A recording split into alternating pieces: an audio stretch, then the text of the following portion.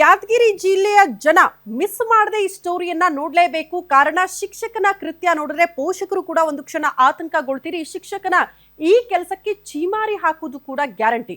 ಹಾಗಾದ್ರೆ ಆ ಶಿಕ್ಷಕ ಮಾಡಿರುವಂತಹ ನೀಚ ಕೃತ್ಯ ಏನು, ಆ ಕುರಿತ ಡೀಟೇಲ್ಸ್ ಇದು.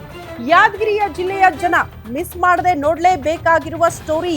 ಅದರಲ್ಲೂ ಸುರಪುರ ತಾಲೂಕಿನವರು ಮಿಸ್ ಮಾಡ್ಕೊಳ್ಳೇಬೇಡಿ ಈ ಸ್ಟೋರಿಯನ್ನ. ಈ ಶಿಕ್ಷಕನ ಕೃತ್ಯ ಕೇಳಿದ್ರೆ ಪೋಷಕರು ರೊಚ್ಚಿಗೇಳ್ತೀರಿ, ಪೋಷಕರು ಅಲರ್ಟ್ ಆಗ್ತೀರಿ. ಪಾಠ ಮಾಡೋದನ್ನ ಬಿಟ್ಟು ಬಾಲಕಿಯರ ಜೊತೆಗೆ ಜಲಕ್ರೀಡೆ ಆಡೋದಕ್ಕೆ ಮುಂದಾಗ್ತಿದ್ದಾನಂತೆ. ಅತಿಥಿ ಶಿಕ್ಷಕನ ಅರಬೆತ್ತಲೆಯ ಜಲಕ್ರೀಡೆಯ ದೃಶ್ಯಗಳು. ಪ್ರವಾಸಕ್ಕೆ ಹೋಗಿದ್ದ ವೇಳೆ ಅತಿಥಿ ಶಿಕ್ಷಕ ಜಲಕ್ರೀಡೆ ಆಡಿದ್ದಾನಂತೆ. ಸುರಪುರ ತಾಲೂಕಿನ ಸರ್ಕಾರಿ ಶಾಲೆಯೊಂದರ ಅತಿಥಿ ಶಿಕ್ಷಕ ಗುರುರಾಜ್ ಜಲಕ್ರೀಡೆ ಮಾಡಿ ವಾಟ್ಸಪ್ ಸ್ಟೇಟಸ್ ಅನ್ನ ಕೂಡ ಶಿಕ್ಷಕ ಹಾಕಿಕೊಂಡಿದ್ದಂತೆ.